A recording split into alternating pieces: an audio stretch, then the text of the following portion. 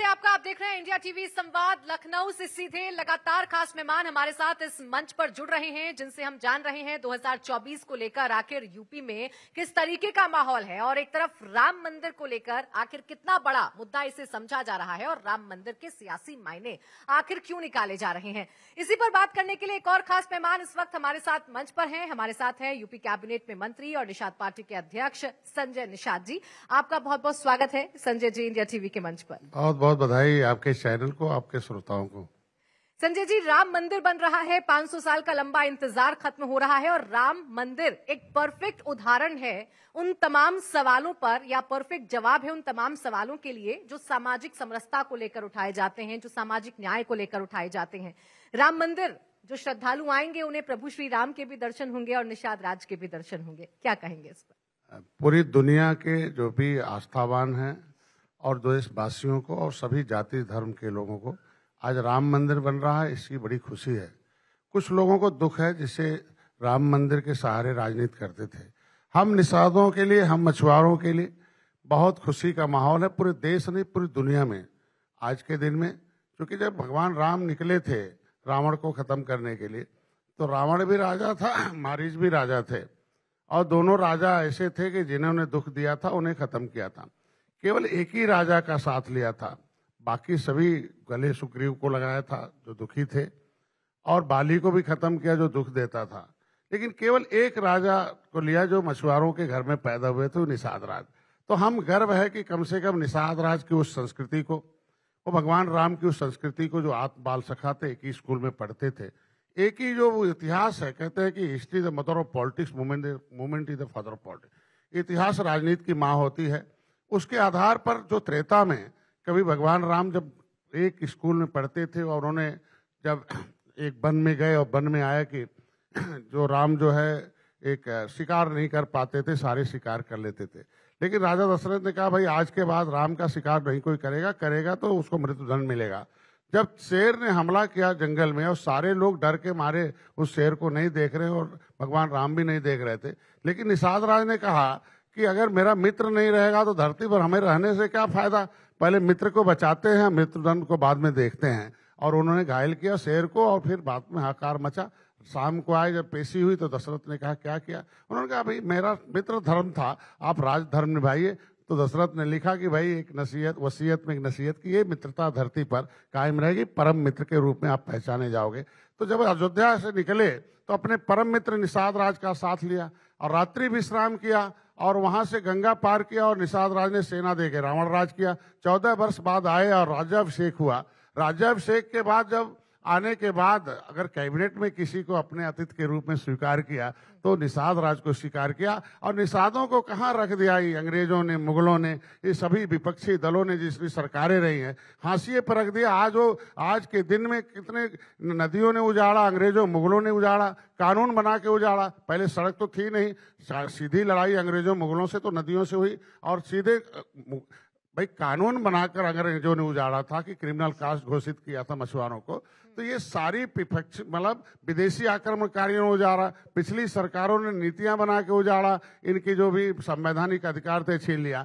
आज तो मैं बधाई दूंगा कि भगवान राम के साथ निषाद राज की मूर्ति, मैं माननीय योगी जी को भी बधाई दूंगा कि उन्होंने पूरे अतिथि भवन अयोध्या का जो है वो भगवान निषाद कि जो भगवान राम के आत्म बाल सखा निषाद राज के नाम से निषाद राज अतिथि भवन होगा। आज माता सबरी के नाम वहाँ के पाकशाला होंगे, खाने के होंगे, और निषाद राज की मूर्ति भी लग रही है उस राम के साथ साथ। और देखिए निषाद राज का जो किला था जंगल से मंगल है, ये सरकारें ही पिछली सरकार को जवाब देते नहीं बनता है कि स्वर्गीय इंदिरा गांधी ने उस किले की खुदाई कराई थी और 3 बार हेलीकॉप्टर उतारा, लेकिन एक लाइन किसी पेपर में छपने नहीं दिया और जितने भी खजाना थे लूट ले गए और जंगोश में खंडहर छुड़ा हुआ है। आज निषाद राज के किले को पर्यटक स्थल घोषित किया माननीय मोदी जी ने। आज के दिन में उसमें 20 करोड़ 38 लाख रुपए माननीय योगी जी ने दिया है निषाद राज के किले को बनाने के लिए। आज के दिन में वहां 56 फुट की भगवान राम और निषाद राज के गले लगे मूर्ति लगी हुई है।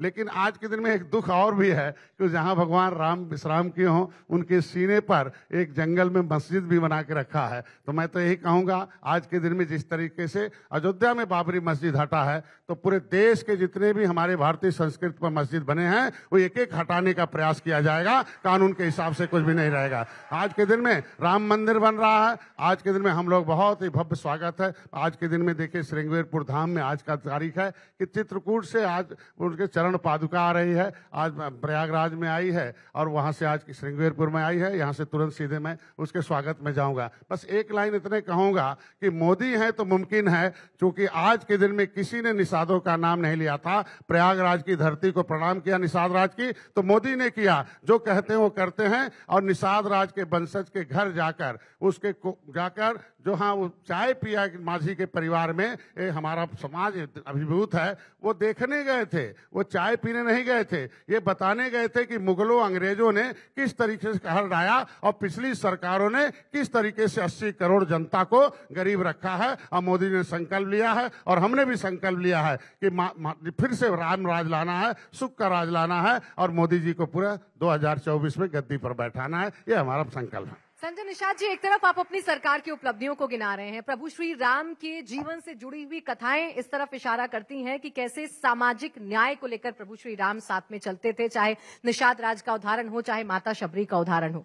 लेकिन आज की राजनीति में सबसे ज्यादा अगर फोकस तमाम राजनीतिक दल हैं तो वो जातियों को लेकर ही हैं, छोटी जातियों को लेकर हैं। और आरोप आप पर, आपकी सरकार पर लगाए जाते हैं कि आप भेदभाव करते हैं, आप जातियों को साथ में लेकर चल नहीं पाते। भेदभाव तो इन लोगों ने किया है ना, तुष्टीकरण तो इन लोगों ने किया है। हमारे आंखों, आप सबके जनता के आंखों के सामने है। जब तक जनता जानती नहीं थी तब तक इनके लिए बटन दबाती थी। 18% निषाद थे, इन्होंने एक मुश्त वोट देते थे कांग्रेस को राष्ट्रवाद के नाम पर कि हमने देश को आजाद कराया। लेकिन जब ये इतिहास हमने लिखा ये भारत का असली मालिक कौन है, तो उस पर पता चला कि कांग्रेस ने झूठ बोलकर आज के दिन में जो है तिरंगा झंडा लगा लिया, हाथ का पंजा लगा लिया, भ्रम में ये झुआ भर वोट को पौआ पिला के 70 साल से वोट लेते रहे। लेकिन जब हमने किताब लिखा और उसके 13 किताबें मैंने लिखा, और किताब साहित्य जो है दर्पण होता है और ज्ञान हथियार होता है। जैसे ही 18% आबादी जान गई तो बटन छूना बंद कर दिया। जिसकी सरकार केंद्र राज्य में रहती हो 67 वर्ष तक, उत्तर प्रदेश में कांग्रेस के 2 विधायक हैं और निषाद पार्टी के 11 विधायक हैं। योगी जी दोबारा मुख्यमंत्री बने पड़े हुए हैं। तो ये आज के दिन में उनके तुष्टीकरण की देन है। आज के दिन में समाजवादी पार्टी के साथ निषाद समुदाय रहता था। आज तमाम हमारे दर्जन भर नेता, ये जो सरकारें हैं सपा बसपा कांग्रेस की, इनके सहारे चलती नहीं। एक हमारे पास गृह मंत्रालय का एक पत्र है, उसमें पब्लिक फाइल 75/4/1950 संविधान से बनने से पहले सभी राज्य सरकारों से ये मांगा गया था कि कौन जाति के लोग सोशली, एजुकेशनली, इकोनॉमिकली ये बैकवर्डनेस उनके अंदर है और किनके साथ इतिहास में भेदभाव होता था छुआछूत का। उसके आधार पर लेदरमैन, वाशरमैन, फिशरमैन सबका जो है उस संविधान में लिखा गया। पता चला ये सपा बसपा ने 2012 में जब हम लोग जागना शुरू कर रही है जानना, तो ये फाइल ही गायब करा दिया। फाइल नहीं गायब कराया, ये मछुआरों का भविष्य गायब कराया। जब मछुआरे जान गए कि भविष्य गायब कराने वाली सरकार है सपा बसपा कांग्रेस, तो इन्हें सत्ता से गायब कर दो और पूरे देश के सभी गरीबों का हिस्सा उनके दरवाजे पर पहुंचाने का काम करो। इसलिए मोदी जी को बधाई दूंगा कि 80 करोड़ लोगों को रोज अनाज देते हैं। हम भी एक सौभाग्यशाली हैं कि त्रेता में कभी भगवान राम ने निषाद राज को गले लगाया था, तो इस युग में एक निषाद राज के वंशज के बेटे को मोदी जी, योगी जी ने गले लगाया है। हमारा भी धर्म बनता है। आप कहते हैं कि सामाजिक समरसता के साथ आप लोग आगे बढ़ रहे हैं, सबका साथ सबका विकास आप लोग कर रहे हैं। एक ऐसे ही नेता हैं स्वामी प्रसाद मौर्य, जो रामचरितमानस को केंद्र में रखकर बयान देते हैं, जो राम मंदिर को केंद्र में रखकर बयान देते हैं। और एक ऐसे भी नेता हैं जो कहते हैं कि राम मंदिर का उद्घाटन होना मतलब मनुवाद का वापस आना है। देखिए, लोकतंत्र में जनता जनार्दन होती है, जनता जज होती है, जनता ही ईश्वर का दूसरा रूप है।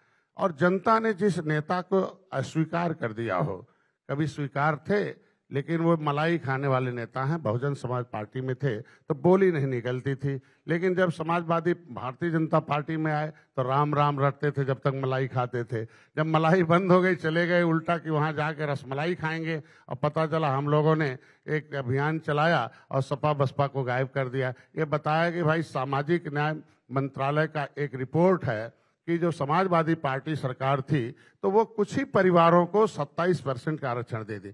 पिछड़ों में एक जाति नहीं, सभी जाति को नहीं मिला, उनके जातियों को अभी भी यादव गांव में बहुत परेशान है, उनके नाम से परेशान है। कुछ परिवारों को इन लोगों ने पूरा हीरो बना दिया।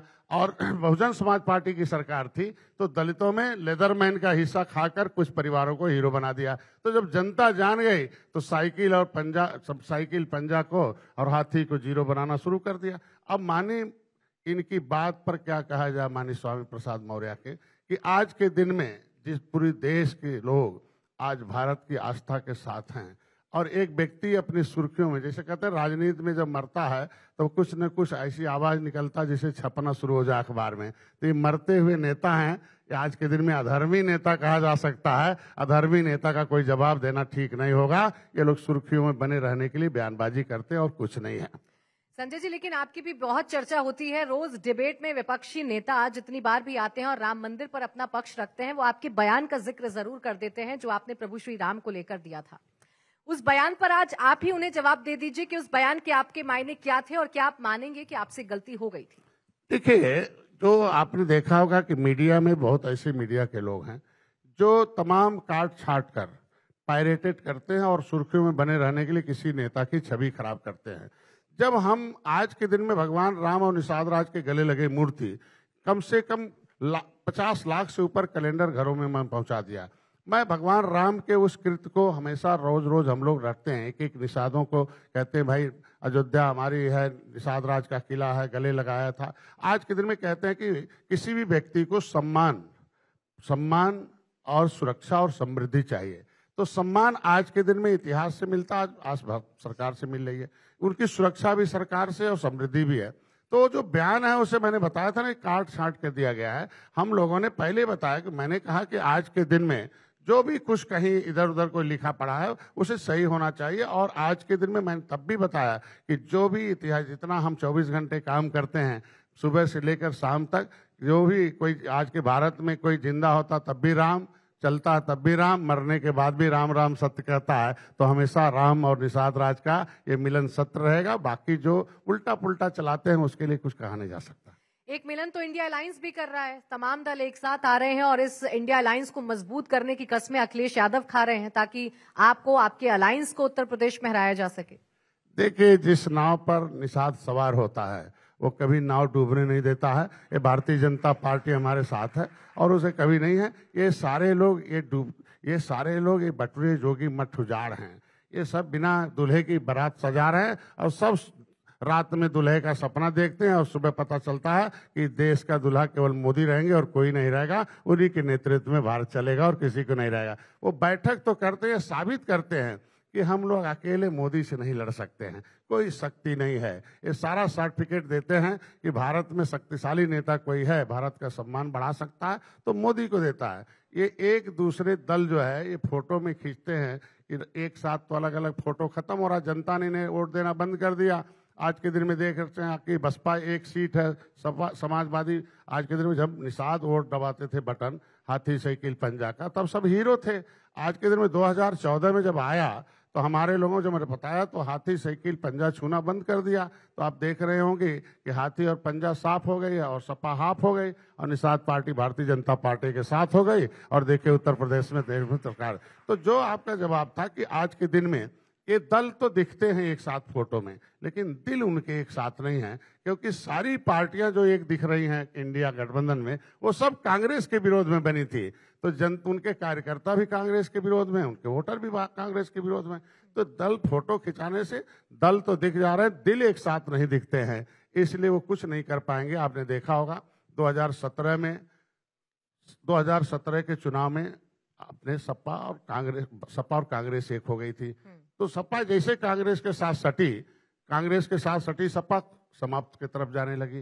2019 में बसपा और सपा एक हो गए, आपने देखा होगा, और निषाद पार्टी भारतीय जनता पार्टी के साथ खड़ी हो गई। जिसकी सरकार रही हो लगभग 30 साल से हाथी लाओ साइकिल लाओ पंजा हटाओ ये करो 3 साल, अब सभी जनता ने उत्तर प्रदेश ने कह दिया कि अब हाथी साइकिल पंजा को कभी मत आने लाओ, केवल कमल लाओ और एनडीए गठबंधन लाओ और किसी को मत उत्तर प्रदेश में आने दो। ये हमारे उत्तर प्रदेश की जनता का है। तो आज के दिन में देखे होंगे कि आज के दिन में जो काम हो रहा है, ये इंडिया कितनों मीटिंग कर ले कि सपा बसपा का एक वोट इकट्ठा हो गया 2019 में और निषाद पार्टी मोदी जी के साथ खड़े हो गए, योगी जी के साथ। तो उत्तर प्रदेश में देखिए ऐतिहासिक जीत हो गई।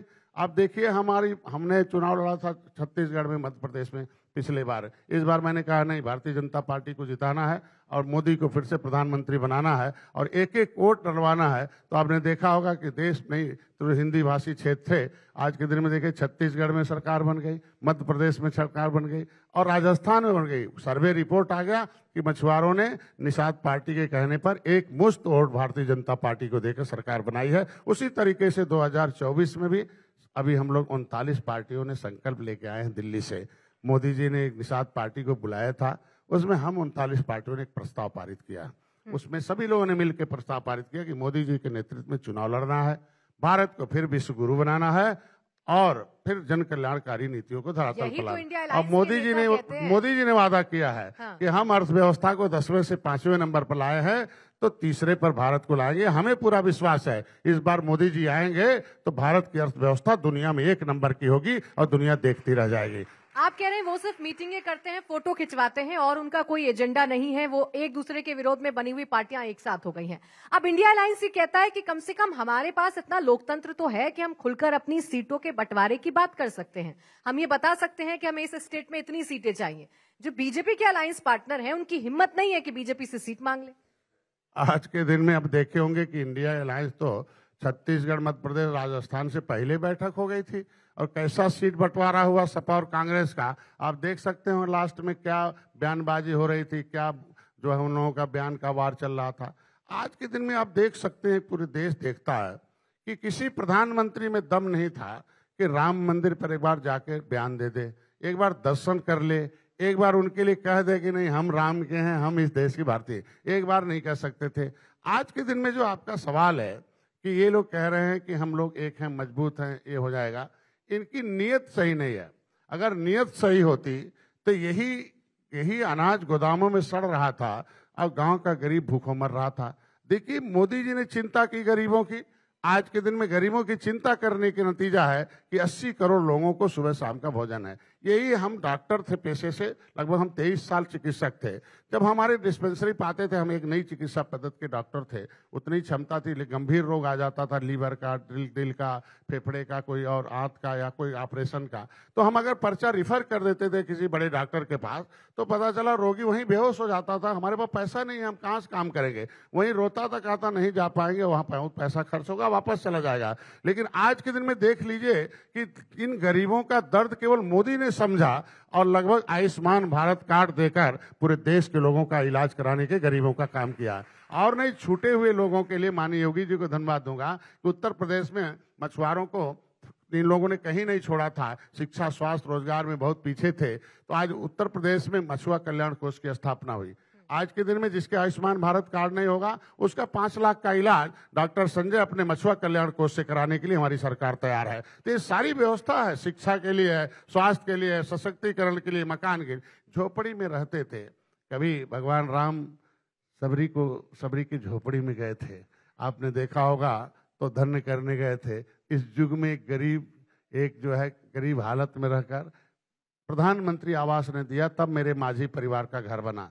उज्ज्वला गैस मिला, तब हमारी उस माझी परिवार के घर में गैस कनेक्शन आया। आपने देखा होगा कि उसके बाद पूछा कि भाई हमारा आपके पास इलाज के साधन है, सब मिल गया क्या? नहीं। आपने देखा 2 घंटे के अंदर उन्हें आयुष्मान भारत कार्ड मिल गया। एक गरीब के घर जाकर ये दर्द समझना, ये दुनिया में कोई और नहीं कर सकता है। एक जो है महापुरुष कर सकता है, वो है मोदी, और उन्होंने सभी गरीबों के दर्द को समझा है। ये तो बात रही काम की संजय जी, लेकिन मैं तो वो तो सीट शेयरिंग की मैं तो बात कर रही थी। इंडिया अलायंस तो सीट शेयरिंग कर नहीं पा रहा है। क्या आप लोग कितनी सीट आपको चाहिए उत्तर प्रदेश में, ये बात कर पा रहे हैं बीजेपी मैं तो बता रहा हूँ ना कि त्रेता में भगवान राम निषाद राज को गले लगाए थे, तो सीट के लिए थोड़ी लगाए थे।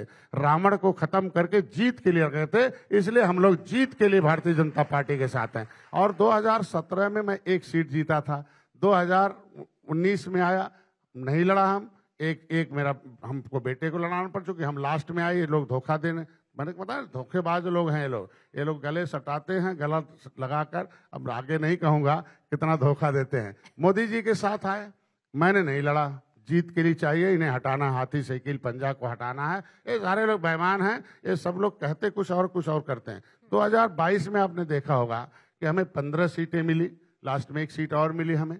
15 सीटों में मैंने 11 सीट पर दर्ज किया और 11 वो हारी हुई सीट लिया था, उसमें 9 पर जीत किया हमने। आज के देखे होंगे कि 11 सीट आज तो बिना मांगे अगर बड़े भाई के रूप में भारतीय जनता पार्टी सम्मानपूर्वक सम्मानजनक सीटें देती है, तो हमें पूरा उम्मीद है।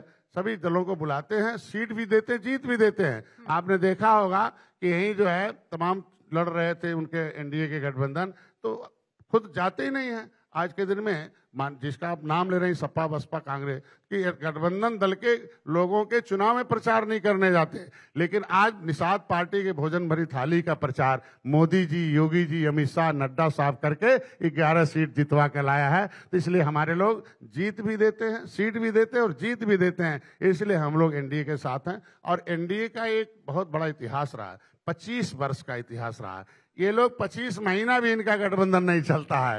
ये सपा बसपा कांग्रेस का जो भी गठबंधन है, जो भी बनाते हैं, कभी भी इतिहास है, ये 25 महीने भी नहीं चलता इनका। और 25 साल से अगर कोई गठबंधन है तो वो एनडीए है। इसलिए एनडीए के साथ हम लोग सुरक्षित भी हैं और सम्मान भी है और समृद्धि भी है और लोगों के लिए हम लोग नीति भी बना। कांग्रेस के नेता हैं शशि थरूर, जो केरला लिटरेचर फेस्टिवल में बोल रहे थे कि विश्वास है कि भारतीय जनता पार्टी सबसे बड़ी पार्टी बनेगी 2024 में, लेकिन सीटें कम होंगी। और जब सीटें कम होंगी तो जो अलायंस पार्टनर हैं, जो उनके साथ छोटे छोटे घटक दल हैं, सबसे पहले वही उनको छोड़कर भागेंगे।